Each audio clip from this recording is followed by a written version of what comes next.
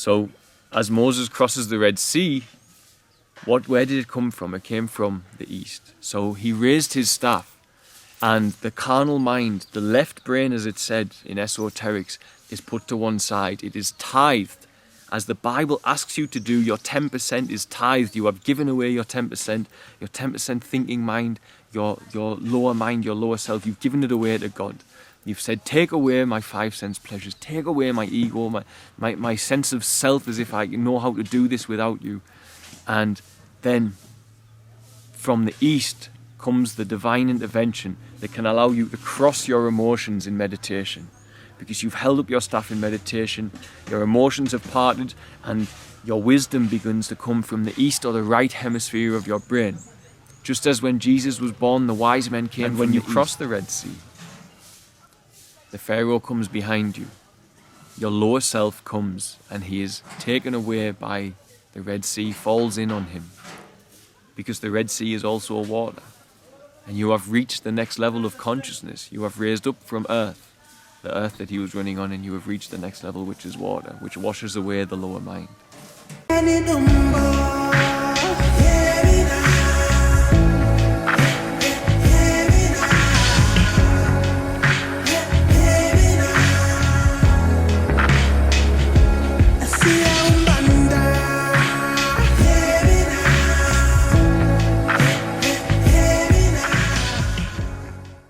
Hey everyone, so I made a video earlier where I spoke about myself and a feeling I had earlier over the last few weeks, where I said that, sorry, I've got my camera's on top of a sack garden and there's things coming out of it. I spoke about how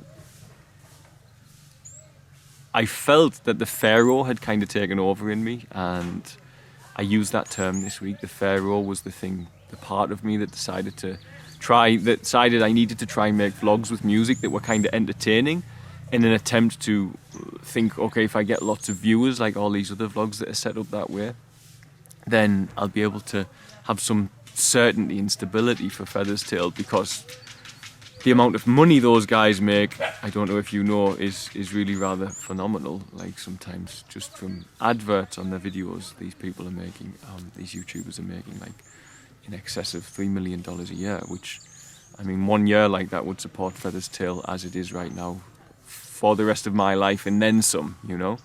So instead of keeping my faith with God, that even though some of my videos might not be as entertaining as the next guys, that he will put them in front of the right person at the right time. The Pharaoh in me, because the Moses in me would say, God will allow the right person to find the right video at the right time. Even if only 3 people watch it, one of them might be the one that has to watch it.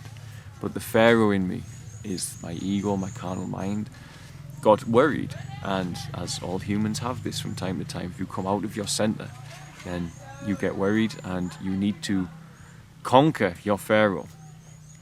And this is what made me think I need to start doing it in a different way. And that way, I'll still do it sometimes because it's a lot of fun, and it's quite nice to make them, to see what you can create. But also as well, it's very tiring for me to vlog daily while I'm here doing what I do. And you have to censor a lot of the stuff because, I mean, a lot of it's very personal issues for, you know, children getting abused and stuff like that. You can't really vlog this stuff. So my Pharaoh had a little control over me for a while, is how I saw it and how I was seeing it. Now, what I want to talk about is the journey I then had to go on, as we all have to go on, when our Pharaoh conquers us, how it is that we have to escape the Pharaoh, and the bondage of the Pharaoh within all of us. Now, the bondage is the lower mind, the lower self. Now, a lot of people, when I was younger in the West, my Pharaoh, the bondage it had me in was worrying and indulging in material pleasures such as alcohol and, you know, chasing girls and taking drugs, etc., etc., gambling even as well in my younger years. This was how my Pharaoh had me in bondage back then. Even if it's just your negative doubting mind, then this too is the Pharaoh holding you in bondage. If your lower mind, where you feel worry and guilt and concern, I mean, not to say that you shouldn't feel guilt if you do something bad in the higher mind, but I'm just saying this negative chatter of your mind that doesn't allow you to move forwards with your life as well as you want to, or with true 100% faith in God and what he can do for you and in your life and for those around you. This is the bondage of the Pharaoh. This is the bondage of Egypt. Egypt being the lower mind. Egypt being the lower place within you where the Pharaoh holds you in bondage. Your ego, your carnal mind, your 10% of your mind, as it said in Esoterics, the left brain, the left side that must be tithed, the 10% you must give over to God. Then there's a really beautiful bird above me. Then this is your Pharaoh. This is what you need to escape. And I myself, I teach what I teach and I do what I do, and it's only in communing with God that I've managed to build what I've built. And it's only in overcoming the Pharaoh and knowing how to overcome the Pharaoh that I've been able to do what it is that I do. And for those of you who don't normally watch me, at present I'm sitting in a off-the-grid community we've built to support disabled children here in Tanzania. I have a centre for street-involved boys. I have, where 4 of which have moved in the last few days actually, so it's pretty busy there. 600 children we support out in the community, and many other things, 50 rescue dogs. All because I knew how to escape my Pharaoh. I knew how to raise up my energies through my body, through my spinal column, to activate my pineal, for I have seen God face to face, and I call that place pineal, as Jacob says, and be able to hear what God wanted me to do.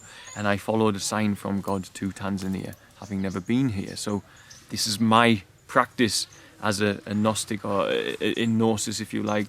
I don't like the label how I am sort of thing, but I do lean towards Christianity in what I teach, of course, because this is what I understand in Gnosis, but I know other things as well. I know how to do that. So this is the battle I've had to overcome within myself over the last few weeks, was to subdue my Pharaoh and to escape bondage of that. Now, thankfully, I'm meditated a lot, so my bondage is not like I run off to a nightclub and do self-destructive things. My bondage was God won't carry on helping us. I'm worried about that. I need to try and do it myself. So I'm still trying to do God's work with my Pharaoh, but it wasn't necessarily the best option for us, is what I was saying. So, or for me, because it's so tiring trying to vlog all day.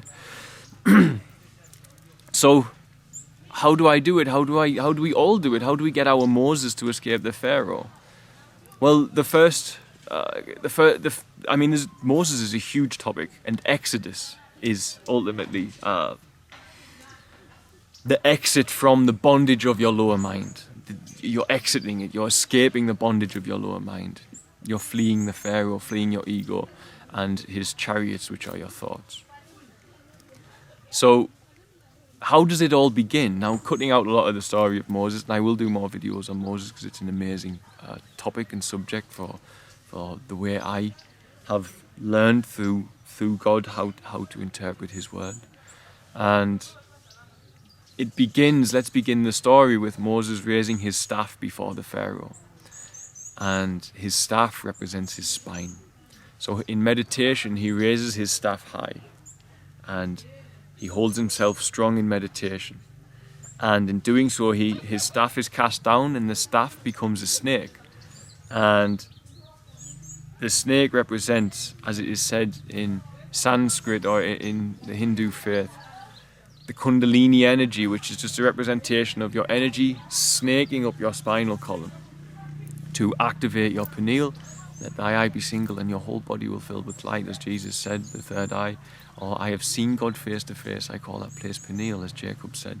So you raise your energy through there and activate your pineal, and this is where you begin your journey of escaping the bondage of your carnal mind or your Pharaoh. So then the journey begins, and of course the Pharaoh puts up a fight. You know, the Pharaoh's heart becomes hard, your own heart becomes hardened again, and you don't allow the Moses in you to escape, you don't allow him to get away. And of course then we have the plagues, and there are the many plagues that come about in the story, as we know. But we all have these plagues in our life. They represent many things, you know. We all have bad health, we all have problems with nature, we all have discrepancies with the way the world is going. The difference is that you can either deal with them in a positive way, using the Moses within you, or the Pharaoh in you can make you think it's the end of the world. you know, as we all do. We all do that from time to time. So when you're beyond there, of course, eventually the Pharaoh, the heart of the Pharaoh becomes gentle, and he allows the people to flee, and he says, you can go, you can leave the land, you can leave the bondage of the lower mind, you can leave Egypt, and you can go free, and you can go off and into the wilderness, as it goes in the story. So this is what happens until the Pharaoh's heart is hardened again, and the Pharaoh chases down the hordes that are trying to flee. Now the hordes are if you like to call it in esoterics, your right hemisphere, your spiritual mind, your Moses, the Moses within all of us, who is a servant who has surrendered to God and wishes to lead God, wishes to lead with God. So you reach the Red Sea. Now, I've tried to show other books and other videos that there is a dictionary for esoterics. It's a coded language that can live forever, because a mountain will always be high, so it can always represent the high levels of consciousness.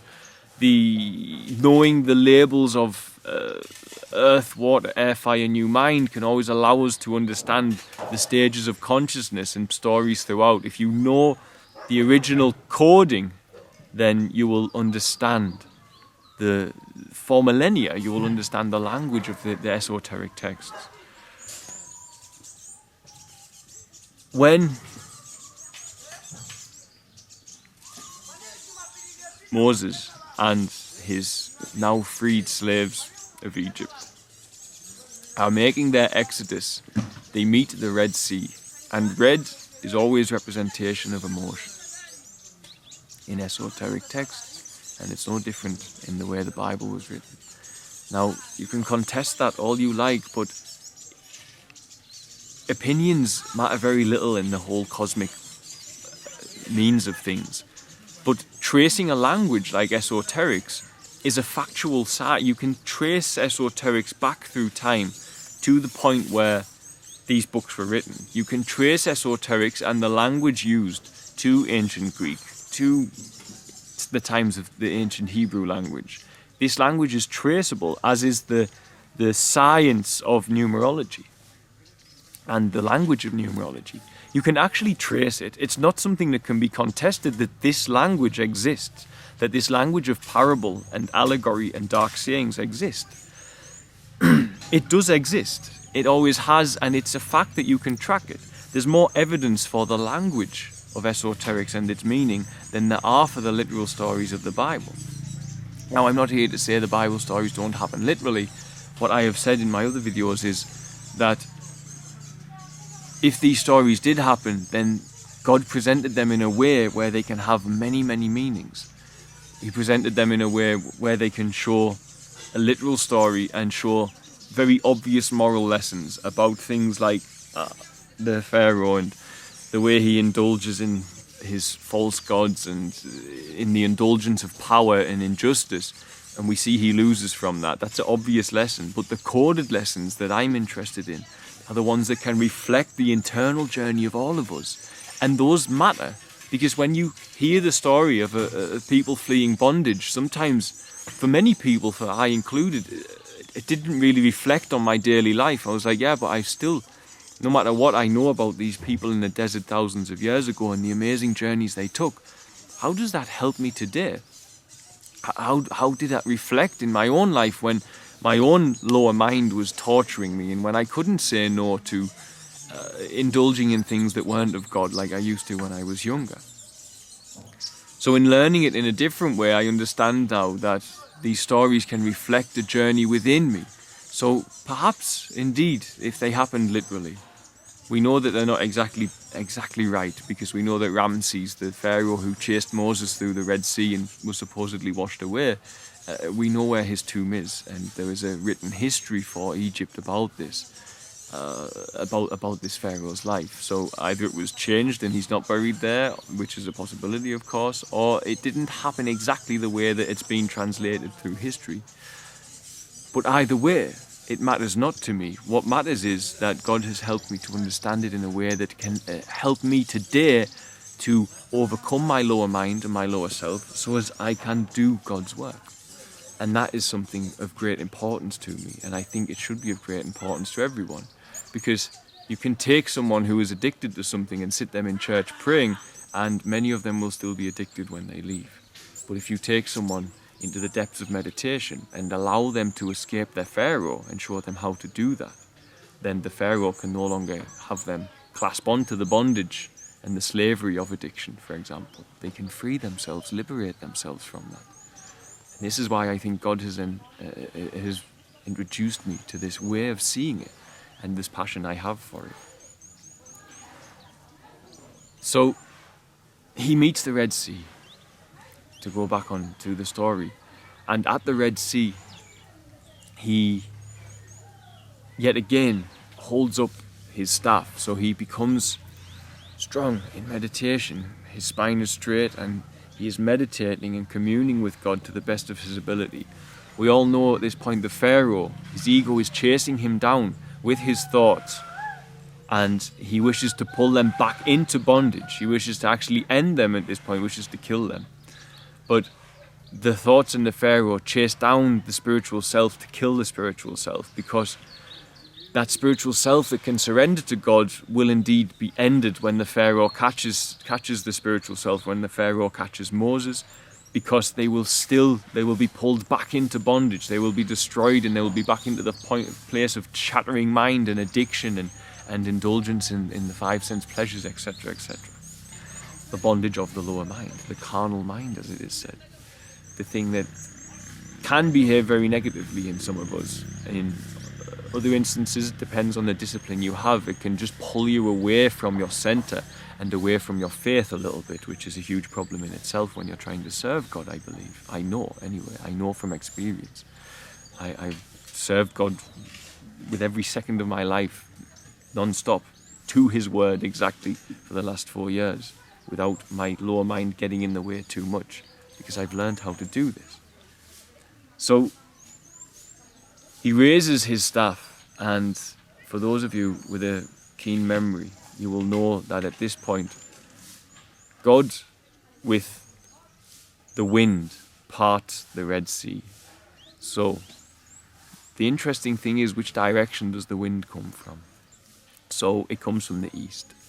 And with a strong gust of wind from the east, with a stiff breeze from the east, depending on the interpretation of the Bible you read, the Red Sea is parted, and Moses can cross the Red Sea with his spiritual self all around him.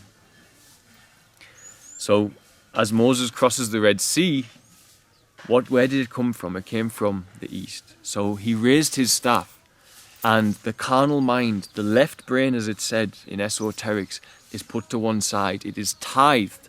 As the Bible asks you to do, your 10% is tithed. You have given away your 10%, your 10% thinking mind, your lower mind, your lower self. You've given it away to God. You've said, take away my five sense pleasures, take away my ego, my sense of self, as if I know how to do this without you. And then from the east comes the divine intervention that can allow you to cross your emotions in meditation. Because you've held up your staff in meditation, your emotions have parted, and your wisdom begins to come from the east or the right hemisphere of your brain. Just as when Jesus was born, the wise men came from the east. Just as Jesus tells you, cast your net to the right side of the boat, to the right side where you catch human consciousness, 153 fish in numerology 153 equals 9, the number of human consciousness. You catch the higher levels of human consciousness by casting your net to the right side of the boat. As you hold up your staff in front of the Red Sea of emotion, then the breeze comes, the wind comes from the east. Your wisdom comes from the east, and it allows you to find a path through your emotions to the other side. And when you cross to the other side, you are heading towards the promised land. And the promised land is a land flowing with milk and honey.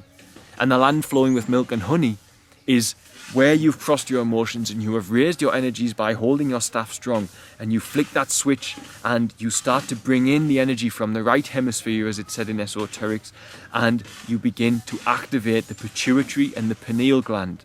I have seen God face to face. I call that place pineal. The two witnesses as revelation is the pituitary and the pineal.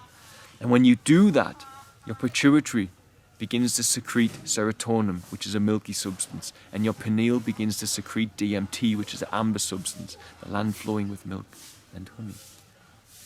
And when you cross the Red Sea, the Pharaoh comes behind you.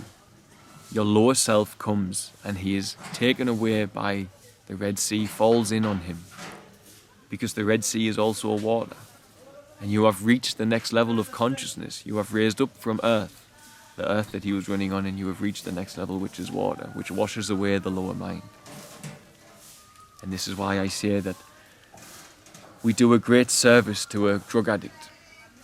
Many people might not need it, but to a drug addict, to an alcohol addict, who goes to church and has their head wet, in that form of baptism, to say they are now a servant of Jesus, it's a powerful experience and it's needed for sure. But they will still be an addict the next day. But if we baptize them by raising their energy from earth, by raising the brain cycle from beta to alpha, then they stand a real opportunity of standing tall, standing strong against their Pharaoh and saying, you're not going to get me anymore. I am exiting the bondage of the lower self, which is Egypt, which is the Pharaoh. I turn my back on you. And in doing that, I can cross my emotions. I can raise my energies and I can reach the promised land. And in the promised land, where my flowing with milk and honey, where my pituitary and pineal secrete serotonin and DMT, then I can hear God. And it was when I, in my own life, learned to do that, that God said, this way, this is where your highest good will be in life. And my testimony to the fact that that works are the 600 children that we support here, many of which who were in child labour, are my family now here of children with special needs, ranging from blindness and Asperger's to cerebral palsy to Down syndrome, who live here in a beautiful village built by people who saw what I was trying to do for the community here in Tanzania. My testimony is the boys that are in my care, many of which were living a life that was surely can only be said to be hell on earth, the way they were abused, etc., on the streets here when they were homeless. They now live with smiles and happiness in a home protected by God. And this is my testimony that for many of us on earth, to understand the scripture in a literal way is fine. I don't mind this. I've been watching the literal movie of Moses with Fritzi this week. Because would you believe Fritzi's not au fait? She's not up to date on the Bible story. She doesn't understand them. So I tried to show her the literal and then tried to explain to her how I see the esoteric meaning. I see how all of the Bible stories I see reflect an internal journey within me. And it's a powerful thing. It's such a powerful thing. Because now the story of Moses who fled the bondage of Egypt can be translated into my own world. And I too can flee the bondage of the Pharaoh. But I do it by doing as Jesus said and taking no thought. And raising my energies and holding up my staff, holding my spine high, that which I stand upon. Holding it strong until I cast it down before the Pharaoh and the energy snakes up my back. At which point I begin to flee my thoughts. I begin to flee my lower mind. I reach the Red Sea, which is my churning emotions. I cross the emotions by raising my staff and flicking the switch, so to speak, and allowing the energy to come from the right hemisphere, allowing the wisdom to come from the right, and by tithing and surrendering my lower 10%, my lower mind, giving that to God, my sense of self, my ego. When that is done, I can cross the Red Sea and go to the promised land. Or on my way to the promised land. Of course, before you get to the promised land, in the story of Moses, before you make it to the promised land, you must climb the mountain. You must go to the higher place, because you're already on your way to the higher levels of consciousness, and mountains are always higher places. I showed this in the story of Noah. The ark comes to rest on a mountain at the higher levels of consciousness after going through the 7 chakras.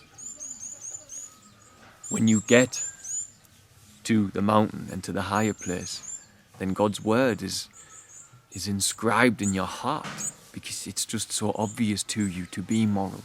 It's so obvious to you to not steal. It's so obvious to you to not commit adultery. It's so obvious to you that you shouldn't envy what someone else has, because it pulls you out the middle of yourself. Because you get to the higher place. And in the higher place, God's wisdom comes to you effortlessly. But you won't get there unless you go through this journey and free yourself of the bondage of the Pharaoh, the bondage of Egypt. So, this is how I see the story of Moses, and this is how the story of Moses helps me. Even in my current life, I've recently been on a journey where I was fleeing my Pharaoh, because it was starting. I was coming out of my center. I had too much going on, and I wasn't praying enough. I wasn't in the middle of myself enough. So. And of course, there is much, much more to the story of Moses.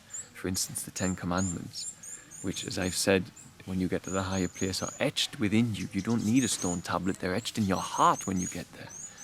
But there is also more to that than what we...